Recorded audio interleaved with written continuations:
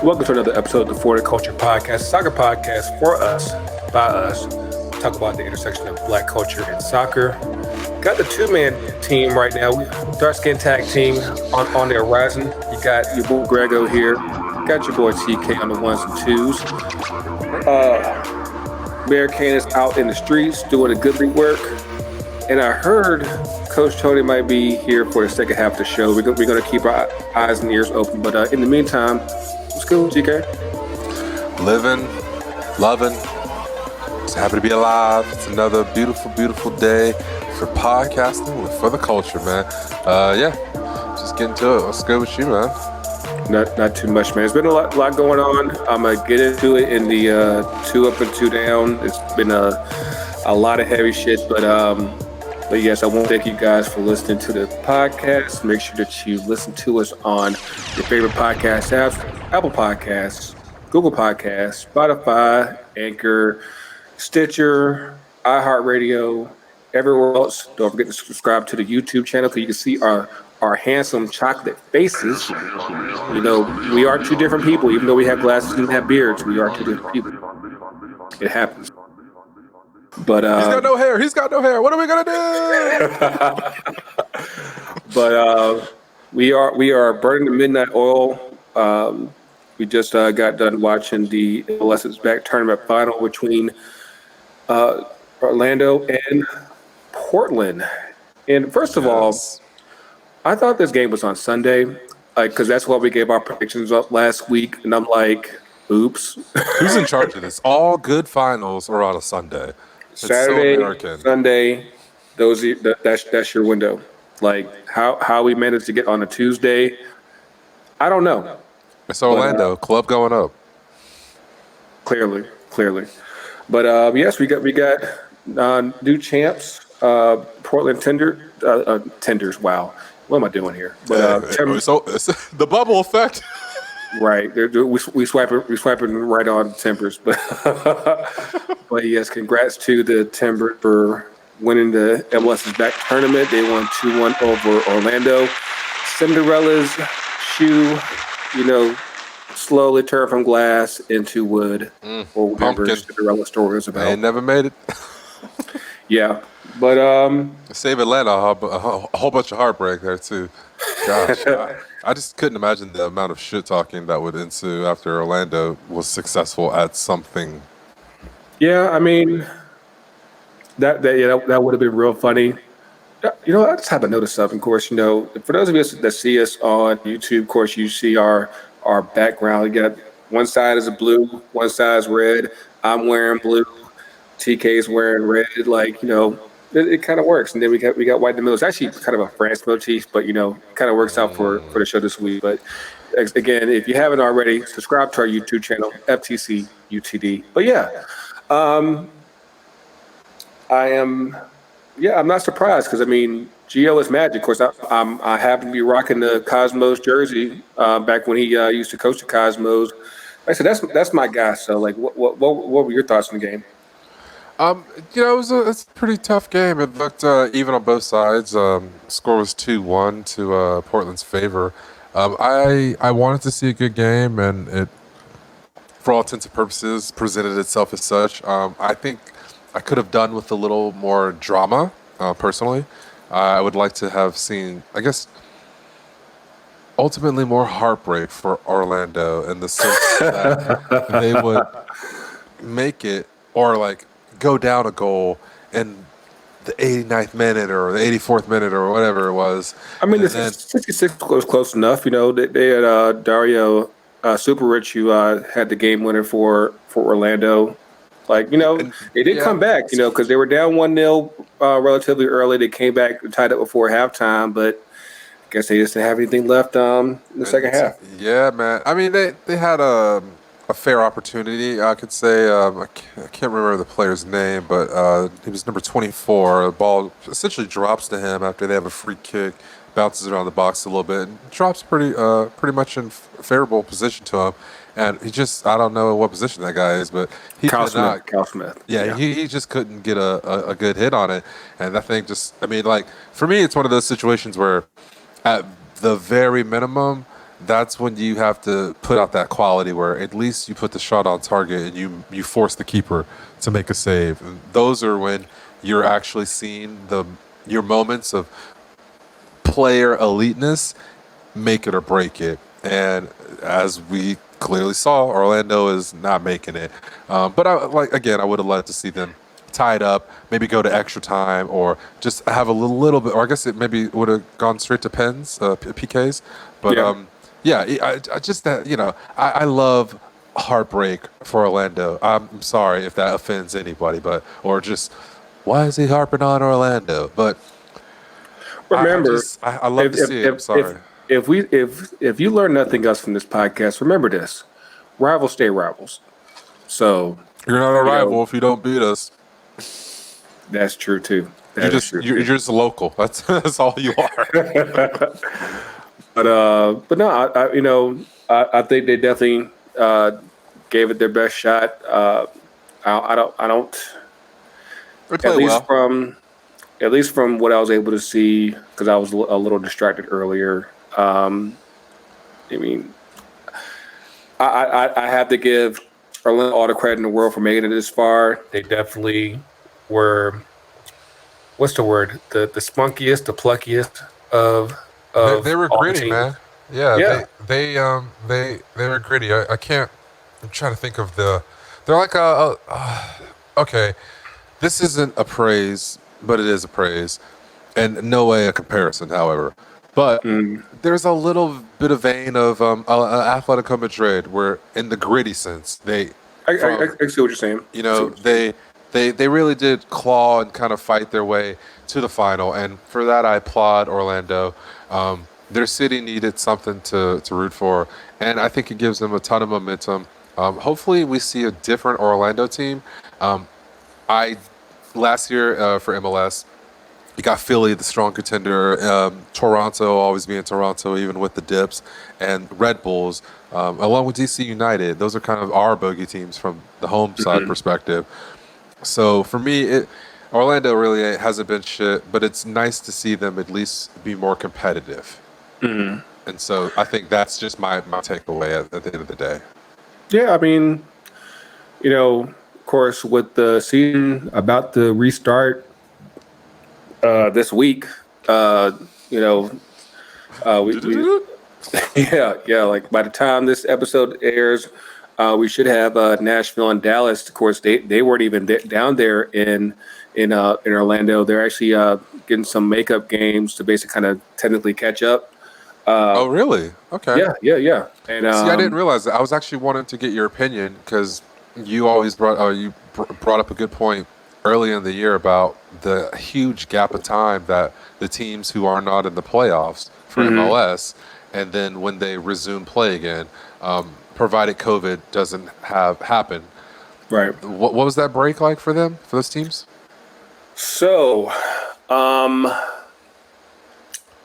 including the 2 games that we played back at the beginning of the season, for Dallas, you're talking about basically 2 games in the last 10 months. Yeah. Wow. And granted, for Nashville, of course, for their first year, this is their first season. You're still talking about they've only had 2 competitive games since basically the 2 in March. So you're talking about it's been 5 months now. Yeah, 5 months. So, jeez, that's crazy. Man. That type of layoff is kind of insane when you think about it. And granted, COVID's been running wild, and especially here in the South, and just some things that have been technically out of their control. But at the same time, that is a long time for a layoff, especially in soccer, because in most cases, most people, even 3 months is a lot. And you're talking about, in Dallas's case, it's 10 months, and Nashville's case is 5 months. It's going to be very interesting to see how they reacclimate themselves to that competitive environment, especially since everyone else, even for the teams who didn't make it to the knockout stages, like us, they've at least had some games, obviously, within the past month to have an idea as far as where they want to be and where they want to go. Of course, that they have been training in the past month, but they haven't been able to play the games because they've been stuck at home. So we shall Right. see how how that turns out. But there is actually one thing that's actually been annoying me with this restart course.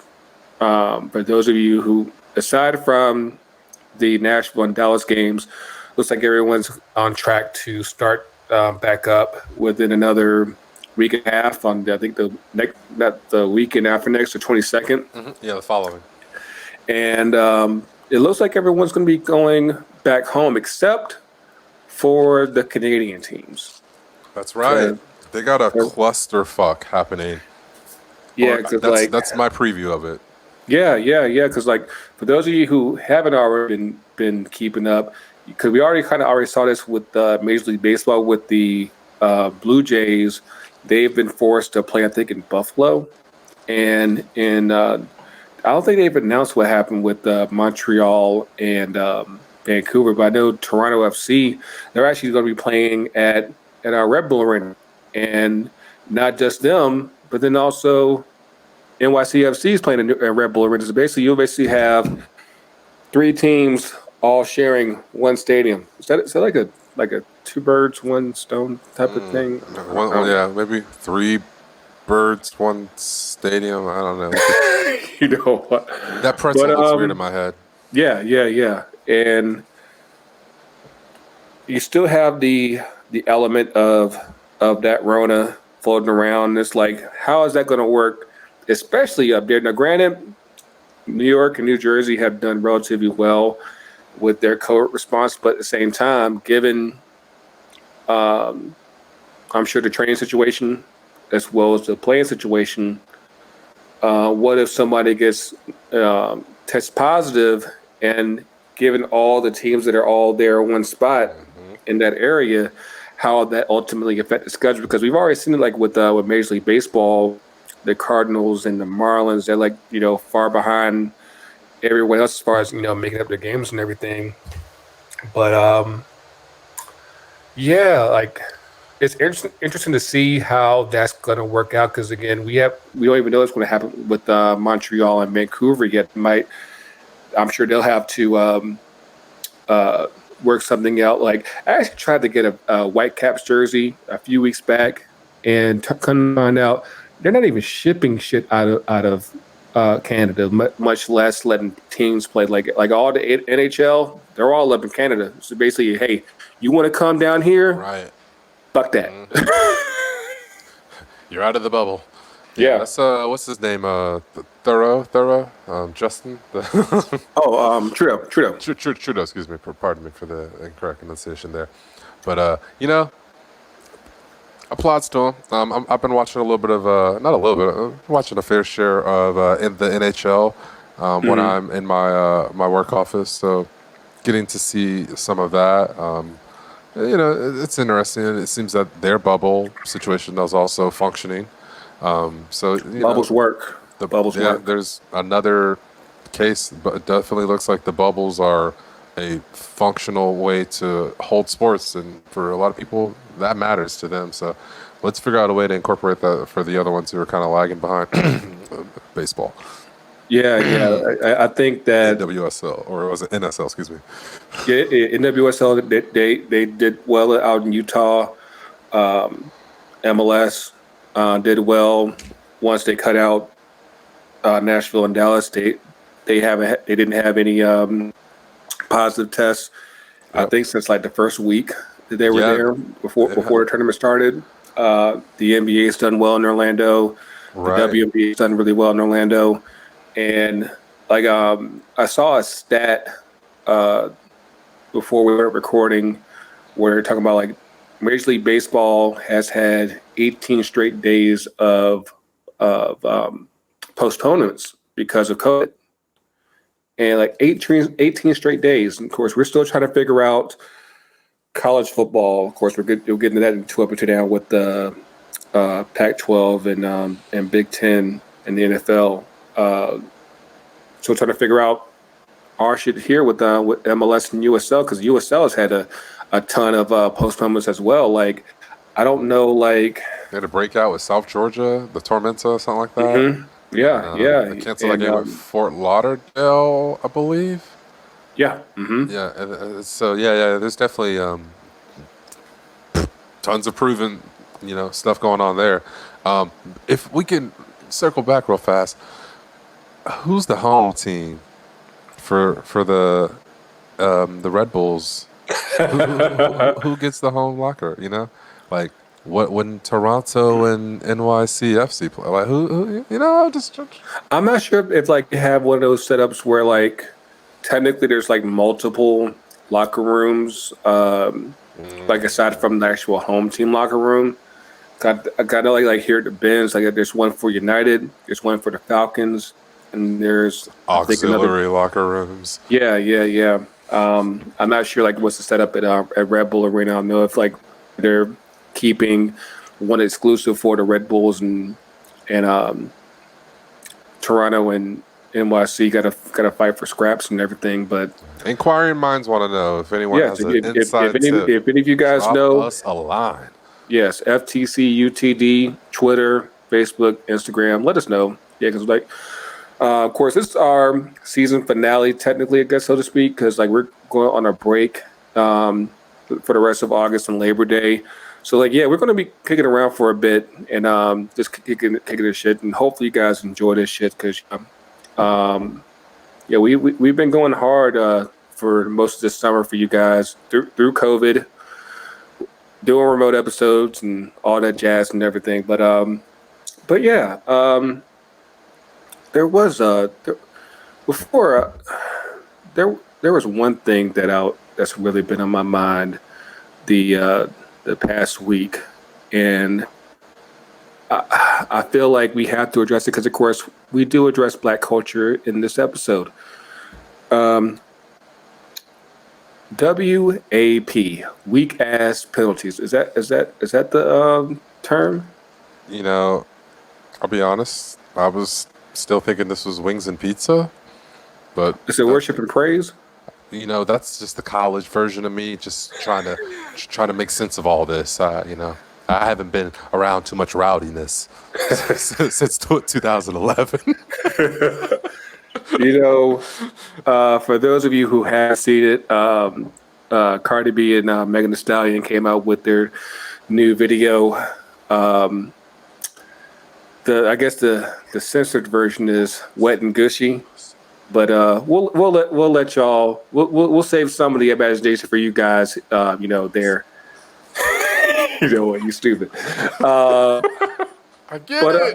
It's so crazy to me, like how people get all up in arms. Like have people just developed like virgin ears and like they act like once you pass 30, it's like you can't remember when you was a little bit of a you were a bit kinky. It's either that or they never listened to 3-6 Mafia. They never heard of Gangsta Boo. Y'all ain't never heard of LaChat. Y'all ain't never heard of Lil' Kim and her prom. You act like Biggie didn't tell you he would be there every night if the head was right. Like, yo, please tell me, baby. Need I say more? Like some of y'all got grown and something. They want to get all churchly and everything when we were just as raunchy back then as we are now. Just next generation, they just doing their shit. It's like, and then go ahead. R. Kelly. That's our generation. You can't. I don't think there's any more conversation to have. Like, that man said some dirty shit. 112. Could you say Boys to Men. I'm a bean. Hey man, yeah. I'm telling you, people just don't realize it's just a testament of people forgetting their past, and we can dive into this from many facets. But there are a lot of mamas and grandmas out here who went to freak dick and did some strange shit. So preach. So don't act like suddenly y'all above all this shit. And if nothing else, before before we go on break, I need to express something. Because I feel like there's a double standard with men and women when it comes to this stuff. If a woman wants to, go ahead and sleep with whoever they want, as long as it's safe, as long as they ain't hurt nobody, let them do them.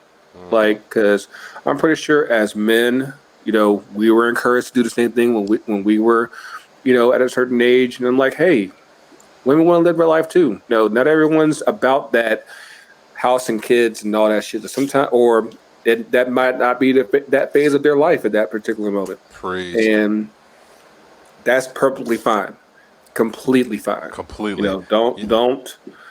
Don't knock somebody else for what they want to do in their life. Everybody trying to get by. I actually watched Kev on stage. Shout out, this is a great comedian within the black community. And I think he's a soccer fan. He keeps wearing soccer jerseys. And he's definitely a soccer fan. He's positioned himself throughout his career to be well suited, you could say, and he's got quite the collection. But he keeps wearing Chelsea and Man United City, and I'm like, I need him to pick one. Dude, he's got some German jerseys too, I noticed. But to get to my point, as far as being open and accepting of other people's sexual conquests and adventures, he interviewed a polyamorous couple, black polyamorous couple, which is pretty taboo. I don't know too many people who are in the poly world. I don't know anyone in the poly world, for being honest. I do know one. I know bisexuals and I know some gay folks, but plenty of gay. I know some LGBTs, but I don't know any polys. Hit us up. Let's shake hands. Have a drink. Cheers to all those who were just a little bit on the outside of those kinds of things, man. But everyone should be have the right to express themselves sexually and divide and conquer as they see fit.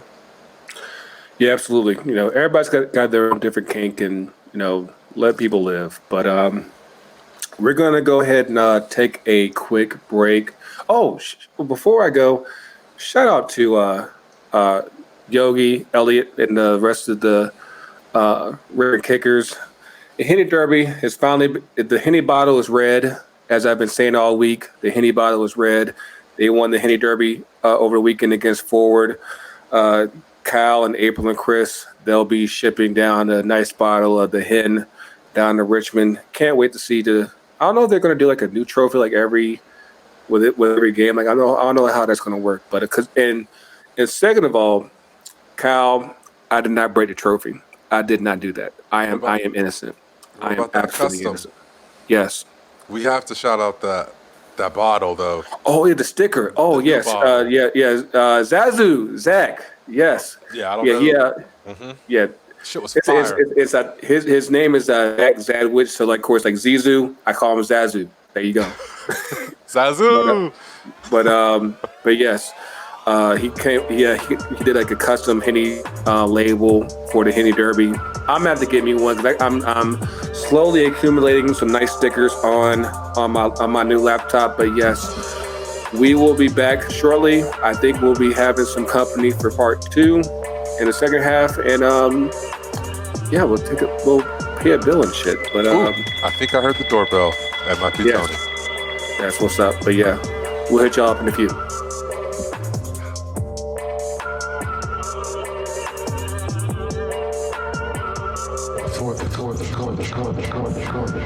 And we're back, and we got company.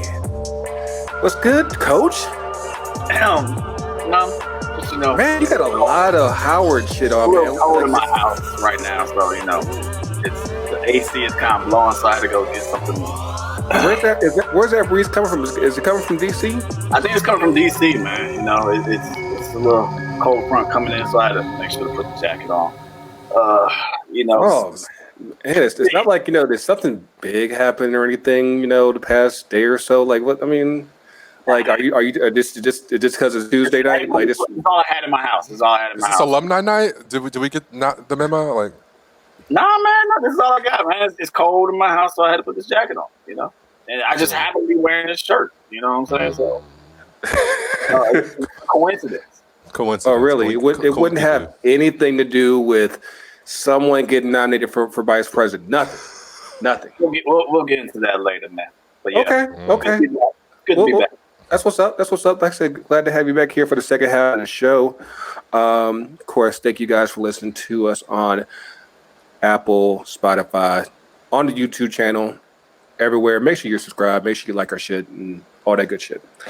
But yeah, I wanted to make sure we get you here on this season finale because, of course, we're not going to talk about Chelsea right now. We're going to talk about our guys. We're here. He got excited. TK got excited. Oh yeah. It's scary. Just because I'm wearing blue doesn't mean it's for Chelsea. But no, I don't know if I could translate the eye roll anymore. I roll the sound. Last week I thought we were good. I thought we were about to hit up Sancho. I thought we were about to, go ahead and start popping bottles. Like, hey, I mean, we did beat Copenhagen, so at least we know we're on to the semifinals for Europa League. But where our man at? Well, first of all, let's go back even before that. Let's talk about what we finally got off our books. Sanchez. And so that's been a huge thing. I mean, it's interesting. Like, you see all these posts about, is Alexis Sanchez the worst Manchester United signing ever in history? There's been some bad ones. There have been some bad ones, but not to this scale of proportion of contract salary. Yeah. There's always Bebe. You got Bebe. You got then there's that damn number 7 too. That 7. Yeah, that curse. That curse goes on, man. It's hard to step into that's that kid number. You would think about that by now, because it's like 10, 11 years since Ronaldo left. That there would have been somebody capable of taking over the 7 and at least doing something with us. We've had Michael Owen, what? Yeah, for like a year or some shit. Yeah, Di Maria, or was it Valencia? Yeah. Valencia had it for a year. Valencia. Memphis Depay. Yeah. Oh, and he actually did pretty good last week. I didn't realize he was back, so I'm like, boy, back, man. Yo, he's just like the Dame Lillard of He's soccer, been man. under the His rug. rap album and everything coming out. Oh man, but no, he's been low pro this year, man. I think the main thing for Manchester United though has been that they got Alexis issue kind of settled. They got that out of the way. Mm-hmm. I think that was a big issue. Going into this transfer window, obviously it helps that we are confirmed to be in Champions League for next season. With that being said, obviously the Sancho saga has been on for a while, and it's going to be a saga. But you know what? I mean, our second and third options, I'm not, I like those other options as far as Dembele from Barca. Mm-hmm. There's Kingsman from Bayern. So it's there's those other options. And at the same time, we're going to need some depth, obviously, because there's just you gotta have depth when it goes to Champions League, because you're going to have injuries, you're going to have fatigue, you're going to have rotations. All that's going to play a factor, and so you need that constant rotation of high quality, high level. And those guys who are in that tier that's about to break the cusp, they're not to that level. Like McTominay. McTominay's great, but he's not that next tier that's going to get us over the hump yet. He's our Jordan Henderson. That's my word. I'm sticking to it. Yeah, and okay. I mean, he ain't there yet, but he has potential. Yeah. And again, that's what I'm saying. We need those players that are solidified as not only being the first 11, but also that they're always flirting with that 11, 12, 13. And so you need about 3 of those players that are coming off the bench that are right there at that level. Obviously, Messi Lingard isn't at that level. Although he's in the season great, and he's still scoring. Oh God. That's where has this been the last 18 months? Suddenly Lingard, man. He can't stop. 1 goal. No, it needs No, two. Stop, man! Don't be messing with JL. That's my boy, man. Man, he might have shot himself in the foot with that Brandon. I love He got to it, score 4 goals minimum. But with the Jadon Sancho saga, it's always going to be an issue with negotiating with Dortmund because Dortmund's obviously they got their aspirations. He's obviously a top tier player for them. He obviously sells tickets. He's been an icon for the last 2 years. Exactly, he sells kits. He's on. He's one of the EA Sports FIFA main players. Yeah. So losing Sancho, it's going to be hard to obtain that. And in light of what's going on with the pandemic, and yes, it's hopefully scaling back these transfer fees due to being like, okay, there's like millions of people without jobs, but they're still going to play hardball with it. Obviously, they're 120 asking price. I think I told y'all last week, man, that it's an extra $20 million for being English, man. I mean, it is. They want, especially in the Premier League, if you get that English player to check that box, that fills all those credentials of running your side, then that price is even greater. Was it Maguire, Declan Rice, Chilwell? Yeah. I saw your boys won on Declan. Actually, there was a picture that I saw the other day that it kind of tripped me out when I saw it. It was a picture of Pulisic, Mason Mount, and some ginger dude. Like they were at Chelsea, like back when they were like years ago. Like, that was when he was on trial. Yeah, right. It must have been like 12 or something like that. And the fact that you can date back to that to where they are now, it's actually pretty dope to see. But of course, I'm like, maybe this is the plan all along. We just let them keep growing. I think that has been the plan all along, but Chelsea hasn't exactly executed the best academy in the country, transitioning those to the best first team in the country. Obviously, we're still chasing titles between Arsenal, United, and City currently. So, and I'm not even gonna say that other team. They'll be all right, man. We gave them enough level a few weeks ago. Like we're good. We should be good for like another. Shout out Cap. Shout out. But I think this will be our last time shouting them out, and next year this will be a different story. Definitely be a different story.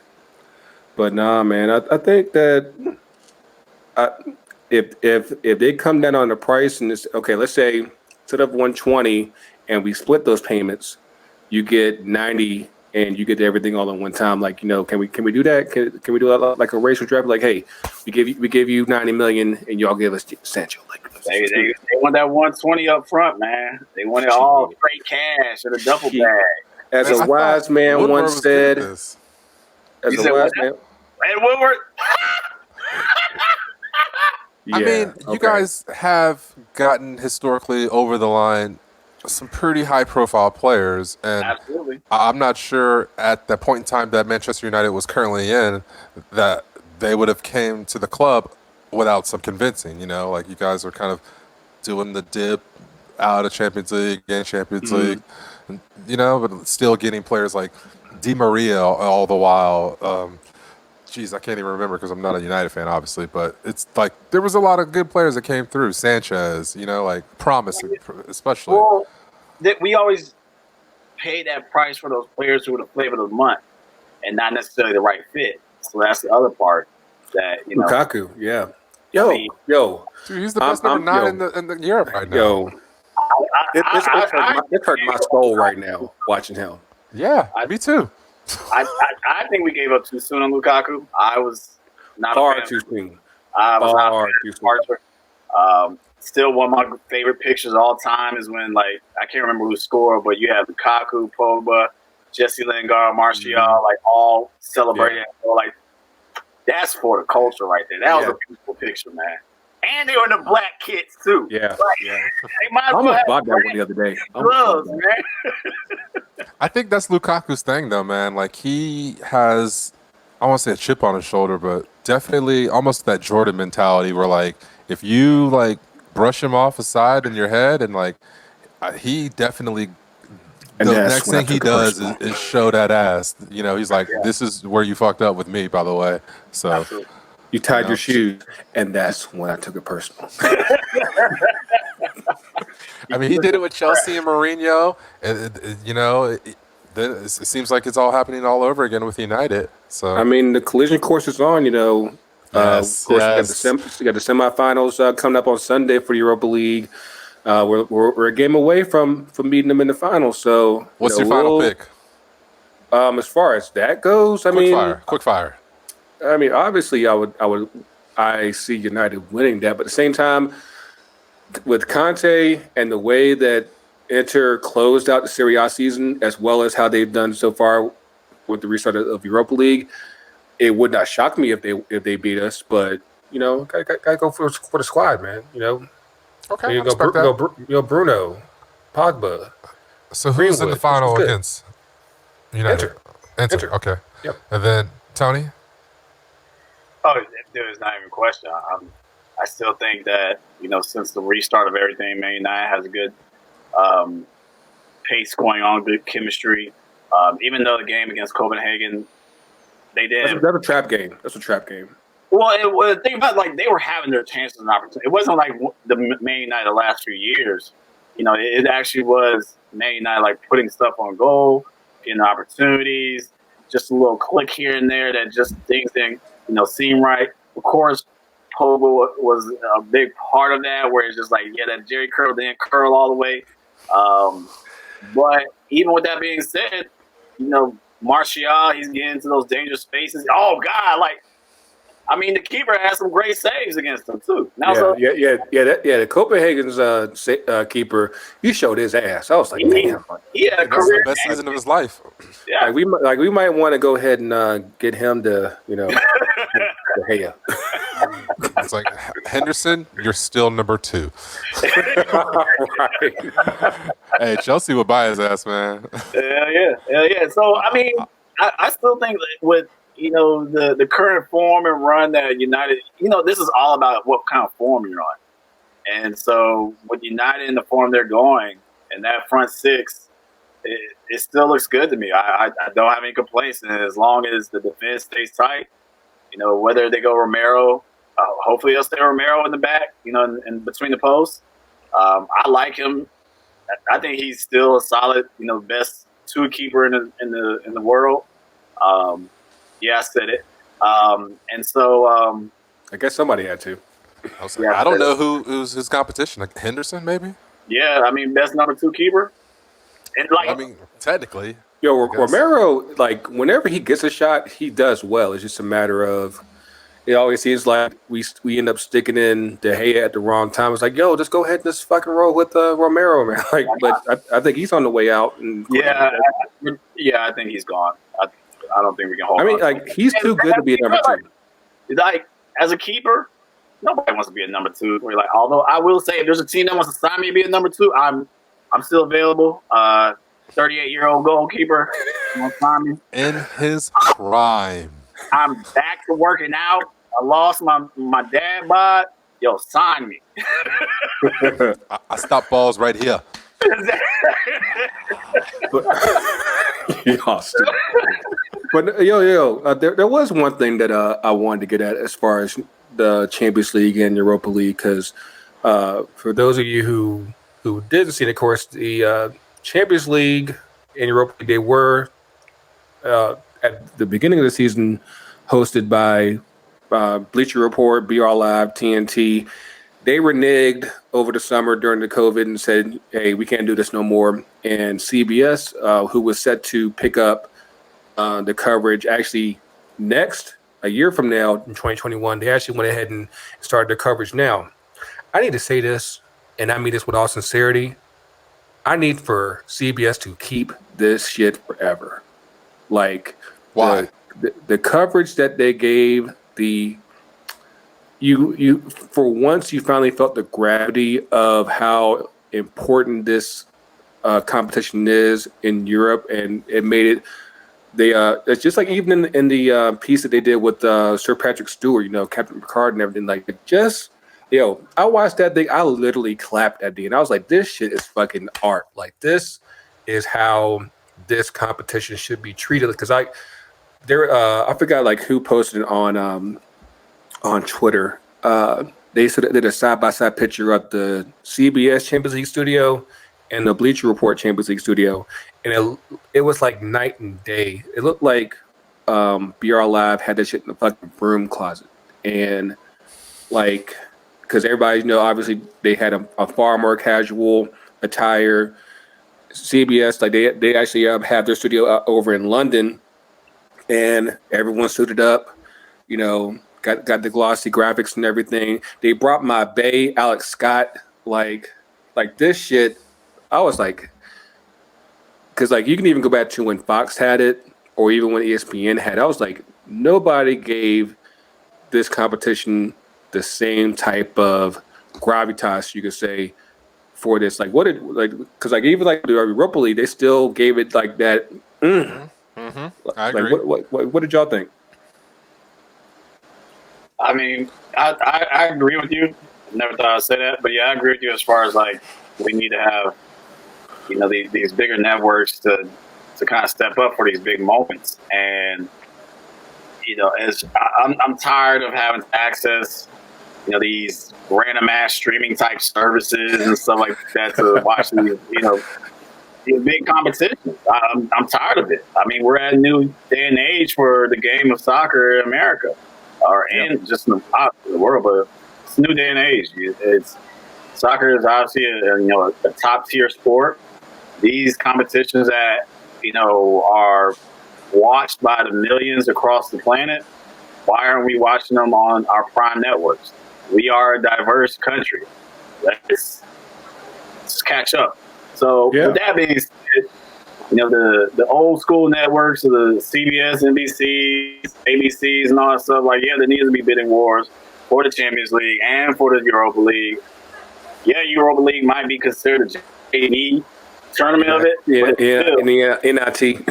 It's the NIT, but still, like, you're having big clubs. Yeah, absolutely. In that, I mean, obviously with us, Manchester United obviously one of the top 3 recognized teams on the planet. You're going to have eyes watching that, and TV is all about what are they going to pay for the commercials and this, now, whatever.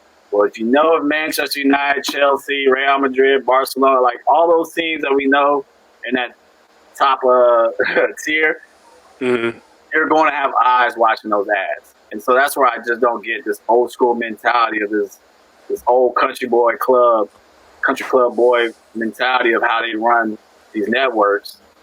They got to stop with that. But golf's on. Hey, I don't hate golf. I don't golf. But you gotta be in the mood for golf. You got to be in the mood for golf. You do. Although I've never watched a full day of it. I've never watched like a full round. Like, cause they just had like 15 to 20 minutes. Because I love playing golf. I only watched it for about 15 to 20 minutes. Because like they just had like the PGA Championship. Like I heard about it, but like I think I have like probably in the last 10 years I have probably watched maybe a good 2 hours total. And I'm pretty sure an hour and a half of that was when Tiger won last year. That's about it. I heard there was like good dialogue that they were like the coolest thing about watching golf. Maybe it was like a Twitter status or something. They're like the coolest thing about watching golf without fans is like you can hear the chit chatter between the actual golfers and like hear all that shit talk. I mean that's the case I think with all the sports right. Yeah, all the sports right now. I've been watching a lot of NBA bubble. And it's great to see, like, a lot of these teams. Well, obviously, with all the trash. It's like watching, an AAU tournament. That's what I love about the NBA bubble right now. It's the biggest AAU tournament. And, like, you're seeing the trash talk. You're seeing, like, the teams. Like, normally we take for granted when the bench is cheerleading their team on. But now you're actually hearing what they're actually saying. And it makes better experience. There was a video that I saw the other day of like Carmelo playing. It's like every rebound he got, I got it. Yep. I got it.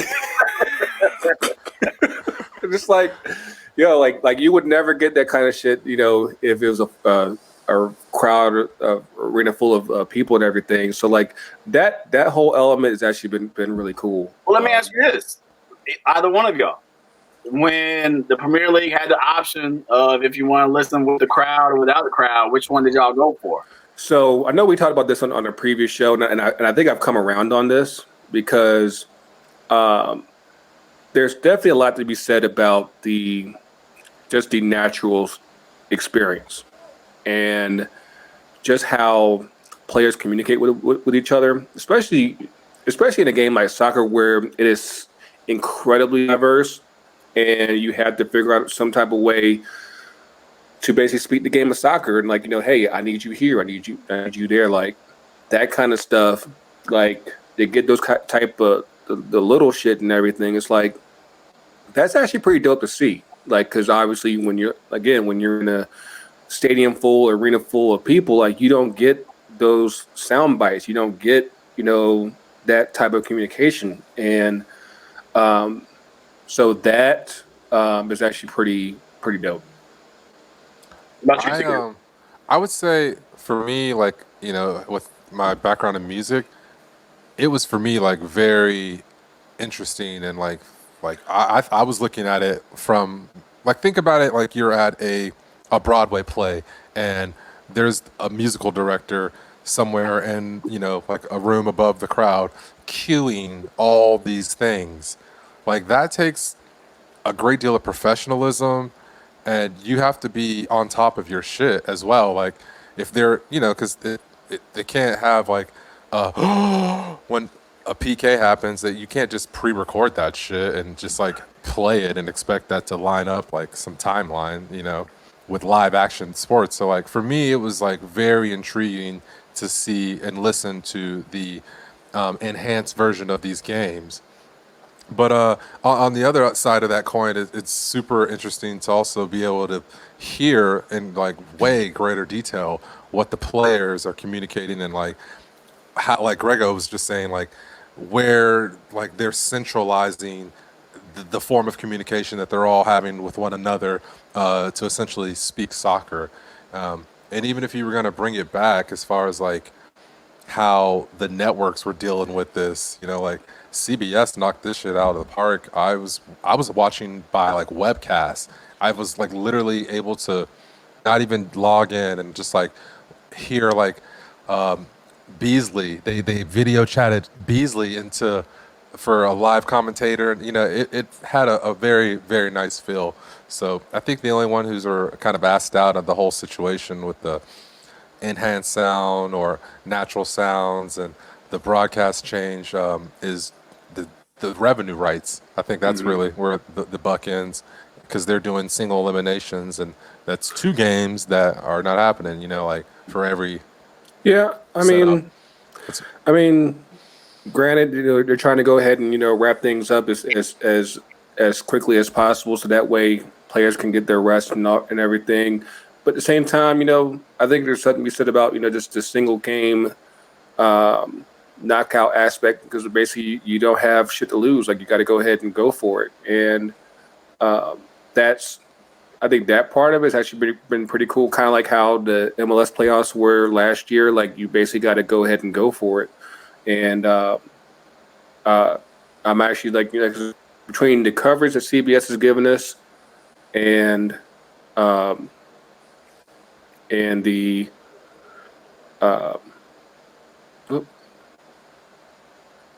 hang on. Okay. Between the coverage that CBS has given us and of course obviously the play, I think it's been pretty good. Just a little bit of housekeeping before we get up in 2 up and 2 down. And I'm gonna go in this also in the 2 up and 2 down, but of course just want to give a shout out to Camp Horizon of Georgia. We were able to make a donation of $150 to them as part of our names for Black Lives Matter. We have another one coming up for the Bail Project for another $150. Again, keep making those purchases and orders. Black Lives Matter, and Of course, everything else, name sets, mugs, shirts, all that jazz. At ftcutd.myshopify.com. Hey, I just realized something, man. We got our colors up, man. Tony, why we got our colors up, man?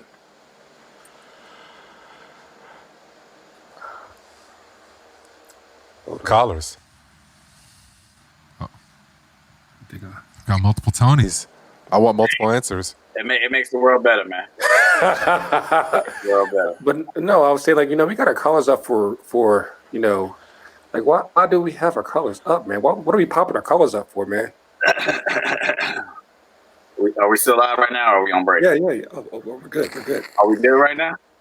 My bad. I was having some connection problems, man. Xfinity in Atlanta is not exactly the best. Me pop colors for the internet. But you can get Wi-Fi at any Burger King in the metro area. It's the first motherfucking thing that pops up. That's hilarious. But we need to pop colors for the internet. But what are we popping our colors for, man? Yes, hey, man, I'm still waiting, man. Can we wait for 2 up, 2 down? Okay. No, I'm popping collars for justice. I don't know why you popping your collars up, but I know I'm popping my collars up for justice, man. But, I always do the pop, man. You know that, man. I'm a dying breed. I still play, I still will go and play with a collar, have it popped. You know what I'm saying? I'm just that dying breed. Y'all make fun of me all you want. I don't care. That's the way I live my life. Since you about to go to homecoming and everything, go ahead and you lead us off, man. All right, so we doing 2 ups? Yeah. Hey, go for it. So I'm gonna do 4 ups, 0 down. Go for it, man. That's how I do it. Leading off, I'm gonna start small, then we'll go big. Okay. All right, leading off. I love this time of year. August hits. That means FIFA is coming out. I always get this new energy, this new vibe. I love this anticipation of the new FIFA coming out. Even though a lot of times it's not new changes, it's only roster updates or new kits and stuff like that, or they only make updates to FIFA Ultimate Team. Yeah, but I just love this time of year. I just love when FIFA's about to come out and they drop in the trailers. And they drop in all these their new features or whatever. So I'm excited about that.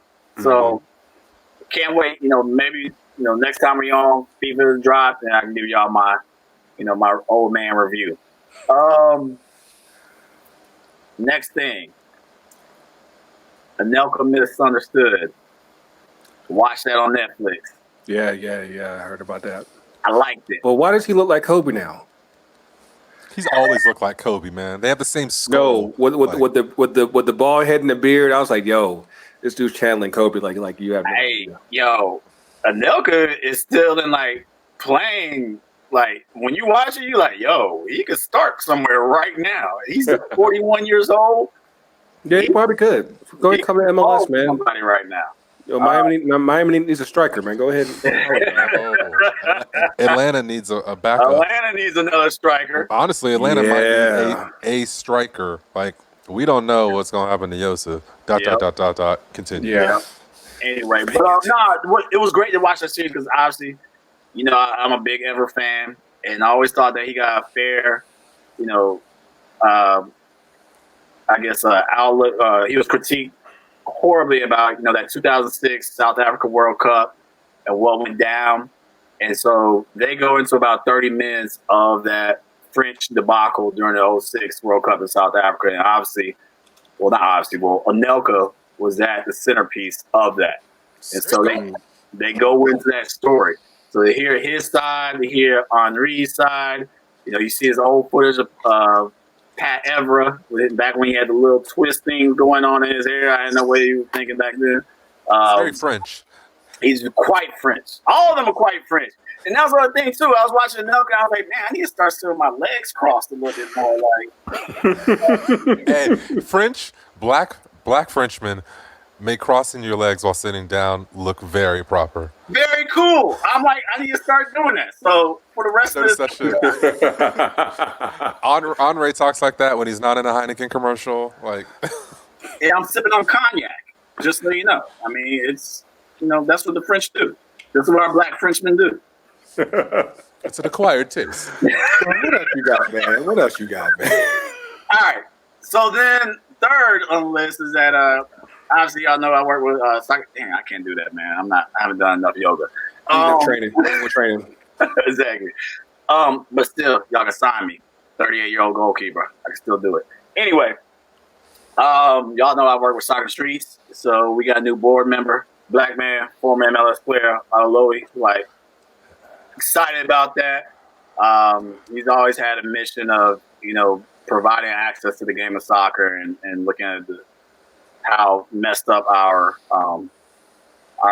pyramid and our system is within the game here in the States. So glad to welcome him a part of our board with Soccer in the Streets. It's all about representation, right? And then lastly, certainly not least, we have the nod has been acknowledged to have Kamala Harris has been picked as the VP running mate with Joe Biden. And if y'all haven't picked up on where Kamala Harris attended her, undergrad years, let me give y'all a little bit of hint of where she might have went. I don't know. Do you have any idea? I'm still the Duck, Howard the Duck. Is that a school? Is that like, is Howard a school? Is that a man? Is that a man? Okay, listen here, y'all. Listen here. What team does Howard play for? Man, if you don't get on with that. No. This is a pinnacle of black excellence. Absolutely. And please explain why, Tony. Well, obviously, the fact that, we have a black woman who has gotten the nod as a VP candidate, never been done before.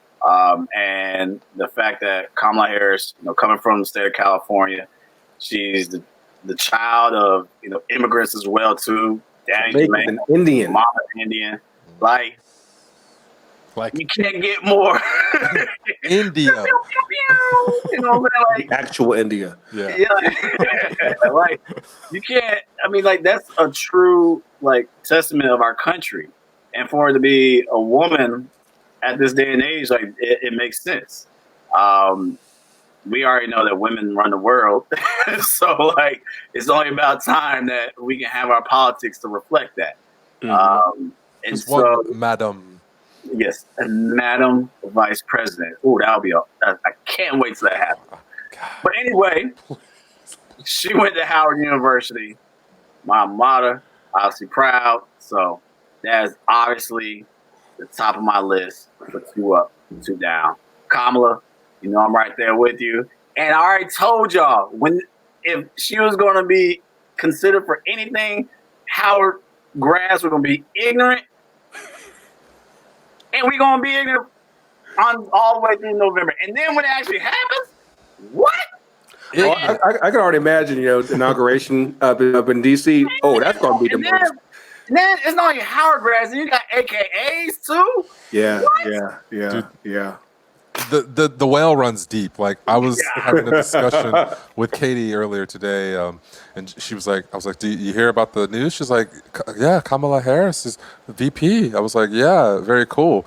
And I was explaining to her, some of her background. I was like, woman, black, Asian, Indian, whatever you want to put those two together, I guess. Actual Indian. Yeah, actual Indian. Actually, the country. Exactly. And it's represented in her name. From her mother was very on doing that. And those 4 factors right there, that is a huge alienated base in the United States. Mm-hmm. So Biden is over here playing chess. I'm not sure what Trump has got up his sleeve, because his best quality is lying. So God knows, but Right now, I'm watching some very, very thoughtful moves happen on the chessboard, and I appreciate that. All I know is the VP debate. That might be some popcorn worthy shit. Like the smoke will be real, bro. Like mad real. What? Man, I need a ticket to that, bro. I will risk the social distancing for that. Bro, do you know? Oh, man. Oh, God, I wish homecoming was going on this year. So basically, we're next time we see Tony, it's going to be homecoming. It's time to vote. He's going to be wearing this jacket all the way till January. Oh, and I'm a Chris Paul, Howard Bison. Shout out to Chris Paul. Yeah, he's been repping all the HBCU. Seriously. Yeah, it's beautiful. In the bubble. Like, he just did Savannah State, Ringo's alma mater. He's been doing A&T, Howard. So I think he did Jackson. I'm pretty sure he did. But yeah, like he's been repping all of them, and trying to use this platform for something. And definitely, he's bringing attention to HBCUs is a dope thing to see. And let me leave with this final thought before one of y'all go on with your 2 up, 2 down. Mm-hmm. Let this be also another point of when people say an HBCU can't get you to the highest levels within your career. Yeah. If I hear another person, white or black, and I've heard it more from black than I heard from white. If I hear another person talk about HBCU, you can only go so far. Look at where it can get you right now. Absolutely. That's what I was saying. I'm a prime example. Like I think I've mentioned this in past episodes. Because I had relatives who basically taught me out of doing HBCU. Because I was supposed to do. I did a visit and applied to A&T. Had an uncle taught me out of it, and I was like, yeah, like that whole. I feel like that was an experience that I easily missed out on. But yeah, we're of course, and shout out to our main man Ringo, because he brought up something that on Twitter that's really needs to be said. Because of course, everyone wants to try to knock Kamala's AG history. Is the fact that a black woman is gotten this far. Support that shit. Absolutely, 100. Like, I get it. Everyone's got their records and skeletons and everything. But this moment here is something that should be valued, appreciated, and made a big deal out of. And obviously we're hoping for the best. We're hoping that because of course we're gonna get that shit in my 2 up and 2 down. But yeah, go ahead and knock us out, TK. Okay, yeah. So honestly, man, just to piggyback on that real fast, I wouldn't hate it if she just rolled into the presidential position. Madam President sounds way better in my personal opinion. As a black woman, and so many other things, the diversity and representation of this country, true representation of this country. I will say though, I am slightly surprised that Biden didn't go with Susan Rice, but either way, can't lose. What's good? So, last week I had this incredible brain block during 2 up, 2 down. So, apologize for that stumble. But moving forward, a lot like Tony said, he just kind of likes this time of year. FIFA 21's coming out. It's a good kind of thing, a vibe for him personally. So for me, I think probably my 2 favorite times a year is what I like to call the silly season, which is the transfer window. Something inside of me just gets nice and hyped up. So I just love, playing the game of like who's gonna move where and what team needs who and all the sorts of it's ended up being kind of a little bit of a clusterfuck. Like Sancho, Dortmund pulling out. They're like, nah, wait till next year. Things like that. So now you just gotta stay healthy because they'll be pissed if he gets hurt. But yeah, I mean, I think you guys are fine. Honestly, you got Greenwood, who in all actuality should just relish the time on the field. And it buys it buys Daniel James some more time because I saw something the other day. Remember, it was a year ago when we beat Chelsea 4-0. You remember that, Tony? You remember that? You know what? I've gotten older. Maybe we can get TK. Do you remember that? Yeah, my memory is still functioning relatively. Still in baby mode. Still baby Yeah. mode. I Like, mean, yeah. the So clock much is has like changed, though. So much is 370 days. so much has changed. Though, like ain't nobody think about Daniel James like that. But hey, he gets another year, so hey, you never know. You don't. It'll be interesting though. There's a lot of moving pieces, and where I really like, I don't have a Twitter, but I probably send more people Twitter links than anybody else I know. How's that work? Greggo is testifying as a fact. So it's just great. I really, really, really enjoy the transfer season. So for me right now, obviously as a Chelsea fan, we're waiting for the announcement of Kai to come now that Bayern Leverkusen has been knocked out of the UEFA, UEFA Europa League. We are also watching Ragulian from Seville, and he is was voted the best left back in the league for the That man is nice. We had a Oh, conversation have a about nice that. left back. We had a conversation in the culture chat a while back. Like, who has a good left back? Like for real? Like, it's not a lot of teams that have one. Like, it's Hasn't kind of been a crazy. real one since ever, baby. Yeah. Hasn't been a real one since ever. I'm sorry. I should have wore a shirt today. I almost did, but I was trying to be culture-fied. But I think you meant to say Ashley Cole. And moving forward, Oh man, I really I'm gonna respect your 2 up, 2 down. I'm gonna respect it. silly season is just great for me. So, Silly. Talk about silly. Yep. You're in that silly mindset. I'm a silly guy too. Back to the Twitter though. You got like Drogba. Salt Bay is out. Half of the Chelsea team is over in Greece. Salt Bay is there. Declan Rice is there. Drogba's there. We're waiting for Kai to arrive. Brother Kai, come on home. We have Ziyech, our brand new player, maybe of not even 25 days old in Chelsea blue. He's already that's my favorite signing for y'all. Like so far. I don't know if I want him on the right wing or central mid, but we'll I say certainly keep him see. central. Keep him central. I'd actually would rather play with 2 attacking midfielders to feed a central striker, or either a central and then feed 2 strikers with Timo and Tam and Timo, however you want to say that. But there's just a lot moving, and we have Ziyech on the FaceTime call with who else? Onana. So I have 5 picks for Chelsea: goalkeeper, left back, center back, and I would like to see a right winger. And the 5th one, of course, is going to be Kai Havertz to solidify everything. So yeah, that's just a little bit of my favorite time of year with the silly season. Can I Jump in. interject with your silly season? I just read a rumor today about. Of course, I got to bring Man United into it. Obviously with Sancho being the top of the list and everything. Those rumors are percolating again with Koulibaly. Koulibaly being of high interest for United. yeah. Really? I know he doesn't really want to be in Italy, but like where he ends up is kind of anyone's guess. Anybody's guess. I mean, yeah, and he's percolating again for Man United. Just saying. Speaking of which, go forward, Greggo. Since we're on a quick tip on Italy, shout out to Inter Miami and grabbing Blase Matuidi from Juve. Mm-hmm. I didn't realize he was 33. Like he looks fucking 25. Like I mean, I get it, black and crack, but yeah. It's like, oh, that hurts. But yeah, like of course they still try to figure out their leading man up front, but I think that. Matuidi, he's always been a favorite of mine, going back from PSG to Juve. Like, he's definitely been, that guy. You know what? Yeah, go ahead, because I got one for my 2. Go ahead.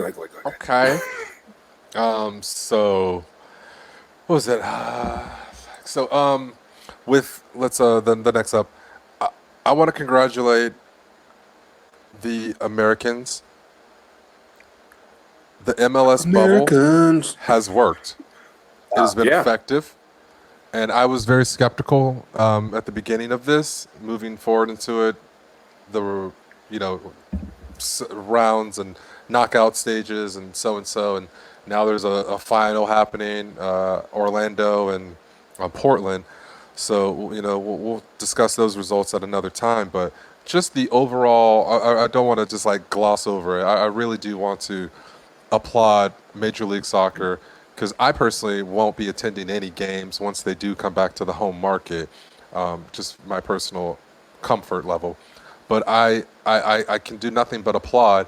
We've been, not just me benefit, but everyone else, and maybe worldly, has been able to watch these games consistently with no hiccups, and that's a nice thing to have. Premier League's gone, all the other European leagues are over.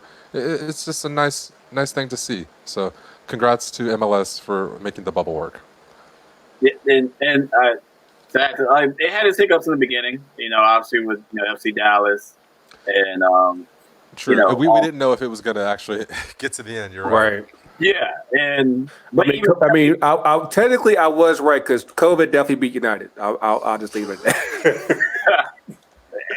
Everything beat United. The groundskeeper beat United. I mean, come on.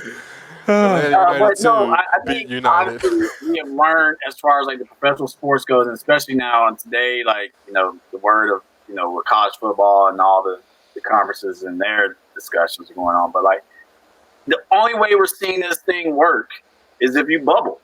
I mean, like it can't work any other type of way right now.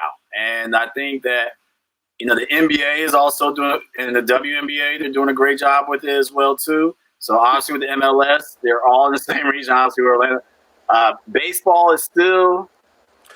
Baseball about to have a real problem because I just realized that like the Cardinals and Marlins are like so far behind. There's like hardly like any way that they can really pick up their games. Like I hope the NFL is paying attention because I don't see how this works out well. But yeah, keep going. That's a great segue though for NFL. Into another one of my ups. Go ahead. So I think that what we have, and this kind of ties into my down, but I'll touch on this just after, is that we have a lot of these players that you're just kind of highlighting, saying they want to play. I hope the NFL is watching. I hope some of these other leagues and other sports are watching to see, hey, this fucking is functional. This works. If you duplicate this model in some capacity, you should have some form of success. That's just how numbers work. So I wish that to happen, but I think for the football players, American football, I think that there is a possibility for them. I don't know where I heard this at, but what if The Rock, XFL, recently purchased league, allows these players who are like, think of the seniors in NCAA where they're having the most amount of the most issues where they can't control kids and how they regulate. They really can't bubble them. So what if they give them the opportunity to say, here's a 1-year professional contract to fulfill, so you can play out your football, you can have sports in some capacity, and then they bubble that at wherever place they, and then they just knock out like 10 teams and just go ham, and that's what it is. And then the next year they can either enroll in the NFL, or I don't know how the draft works and all that stuff, but if they have eligibility, I guess. But like something, I think that could be a potential like positive thing for a lot of those athletes, because I couldn't imagine being like a senior during COVID and like feeling like I had something stripped and robbed away from me. But especially if you're an athlete and you've dedicated not only your time, your mentality, your physical body, and your family and other tertiary things, like that's a lot of sacrifice. So you have to really kind of keep that in mind. And I applaud the coaches who are fighting for this and trying to do this in a proper way. To the back end of that, we gotta fucking get this right with COVID. All the people who are just like in some goddamn disbelief about COVID's not real. I can't catch COVID. It's the heat, man. The summer heat will kill it. Remember that? Whatever, dude. It's fucking 92 degrees on my dash today. God, no, it's not translating. They sent kids back to school in Georgia, and it's just been a complete, absolute shit show. That was bad. That was bad. That was bad. That's definitely my down. Is I couldn't imagine being like, we're young adults. A lot of us know teachers. A lot of us probably had a fling with a teacher at some point in time. I could either confirm or not. I'm not asking for yeses or nos. You do that over here in the chat. But it's just one of those things, man. You can't you have tons of kids. We're not being safe. We're using them as guinea pigs, and it just is incredibly disheartening for me as a new father. I'm looking up books. I'm like, how do I re-educate myself? I'm not obviously going to go back to school right now myself, but I'm definitely trying to ebook it up to be prepared because the horizon right now doesn't look good, and I just want to be hopeful for the future for the next generation. So I think I harped on that a little bit, everything up and down. So pass it off to Greggo. All right. I'm gonna take my glasses off on this one because a lot of shit's happened the past week for me, and it's gonna get a little real in a bit. First of all, you got to shout out to these guys: Tony, TK, Mayor Kane, everybody that does this for the culture. Obviously, during COVID, we've all been split up. We haven't been together since March. So it's been a while. And I think that by and large, especially the last 2 months, we've had some really dope shows. And it's a credit to these guys, credit to our guests, shout out to everyone that's been on the show in that time. And we're going to take a break for a few weeks. We'll still have some content. We'll still have some episodes. You know what? I think we might have to go ahead and do this Pro Rail episode. We go ahead and do that, man. But again, thank you guys for just rolling with us. We want to come back in September better than ever, bigger than ever, and we're going to figure out some ways to do that to improve our platform for you guys. Second thing, just to I give the personally, I'm giving the Big 12 and Pac-10 a lot of credit for go ahead and just saying we can't do this right now because, like I've advocated during a lot of this shutdown, you're talking about kids who aren't getting paid, and if there's a tweet that Bomani Jones came out with a couple of days ago, nobody has an answer for what would happen if someone died from COVID that's playing. And if you don't have an answer for that, you don't need to be playing. And I think that there are at least some leagues and some teams out here that realize that, hey, if we ain't got an answer for that, then we don't need to be out here. It just is. It is what it is. But another up, like I said before, CBS never let the UEFA go. If you can, go ahead and get the Euros too. I know ESPN's done pretty well with them, but yeah, I need for this type of treatment to happen at all times for Champions League. Someone who actually treats this shit like it's important and not just something to say, hey, we're just going to hang around on a Tuesday afternoon. Yeah, this is a top class competition. It needs to be treated like some top class shit. Definitely, kudos to you guys.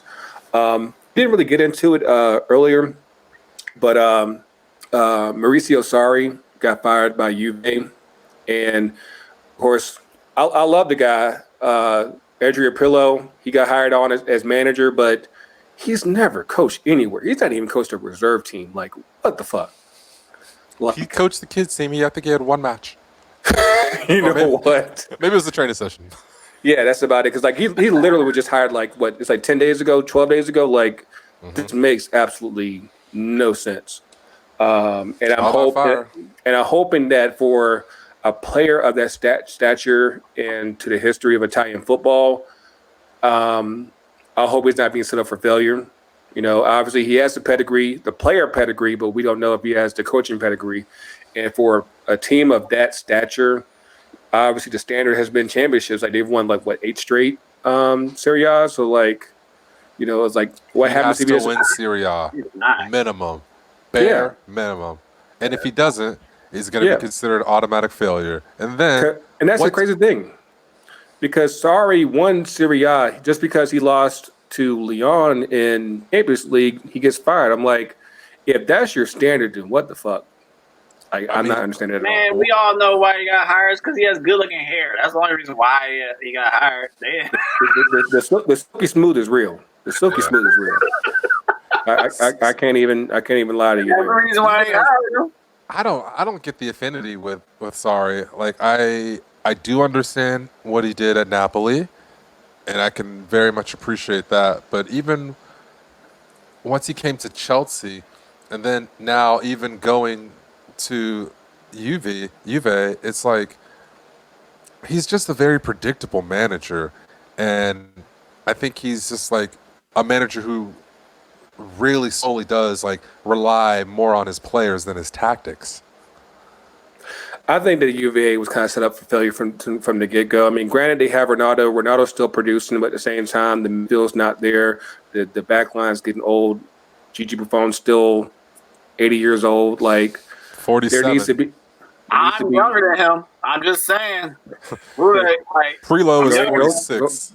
Go He's ahead. You literally know, 1 year older. how that coach, man. Go ahead. I'm younger than him.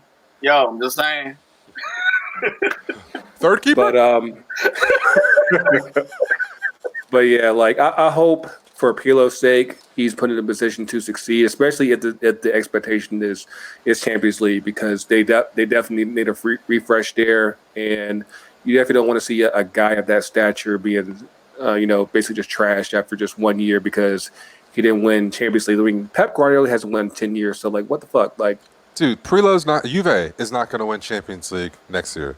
Yeah. So, how far do they go? Like, right. Exactly. I think maybe they squeak into the quarterfinals, and that's only if they reinforce one player pretty much in each part. Yeah. Defense. Yeah, absolutely. There was, of course, for my last part, this is where I'm going to get kind of serious here. Shout out to Michelle Obama. She's had a new podcast that came out a few weeks back, and she's talking about like how she dealt with depression for a bit, like this past year, and it kind of hit home for me because for those of you who don't know, I've had I was out of work for a while. I had a friend of mine stay with me for the past month, to help me out, make sure I was good here while I was still looking for a job. Of course, I ended up getting rehired by my old company. But so last week he tried to kill himself. And luckily he didn't. Luckily he didn't succeed. And obviously, this pandemic has affected people in a lot of different ways, some good, some bad. Some people have been able to turn this thing into a major positive. Some people, the walls come in and you don't know how you're going to handle it. I asked him to come help me up. In the end, I ended up having to help him out.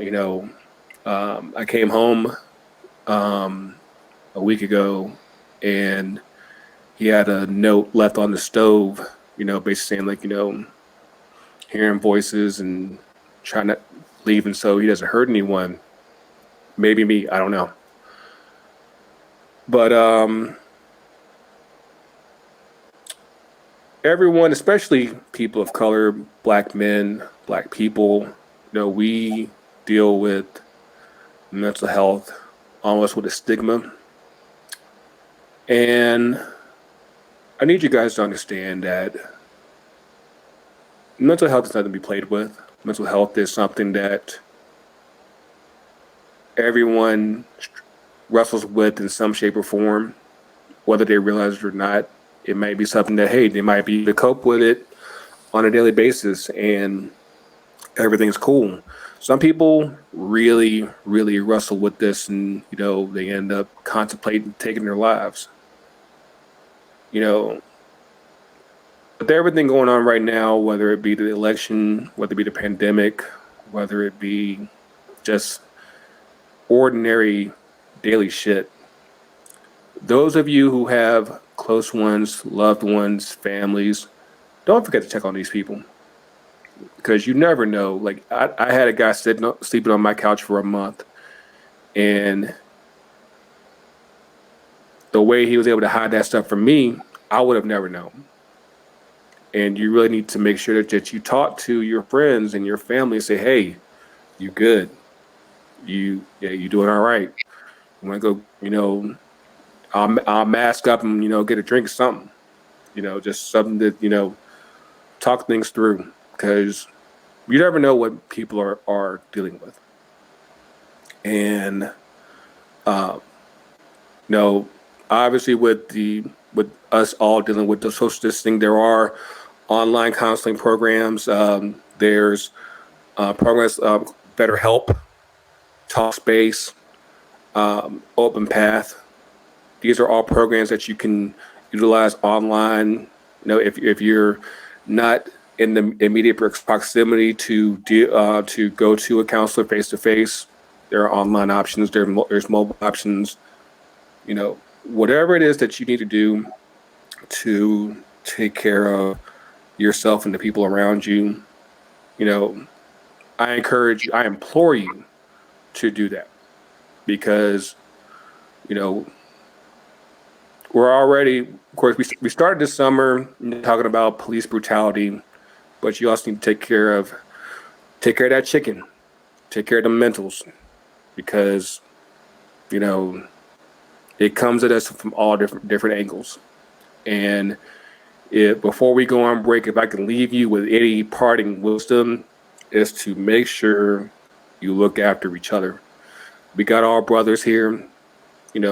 We're all Black enterprise. Like, if I could, like I said, that is my outgoing message for all of you. White, black, brown, yellow, doesn't really matter to me. Look after each other, love each other, and hopefully, come November, we'll all be wearing Howard jackets. So yeah, we'll close out on that note. Again, we'll be still dropping content during the break. Again, pro up might have to happen, but again, thank you guys for rolling with us, and thank all of you for rolling with us. Again, you can catch us on the social FTC, UTT. Facebook, Twitter, Instagram. Fuck TikTok. but yes. Adlive.com. Yeah, that's actually another thing that while we're on break, we'll be working on our official website. So hopefully by the time we get back, we'll have that up and running. Again, make sure you keep ordering name sets, shirts, hats, all that shit. It keeps us up and running so that way we can keep getting bigger and better for you guys. Hey, and always remember, pop collars for justice. Always. And as you can see from TK's apparel, we'll have some stuff coming soon when we get back. So we'll be ready with some heat when we get back here. Where can I find that? ftcutd.myshopify.com.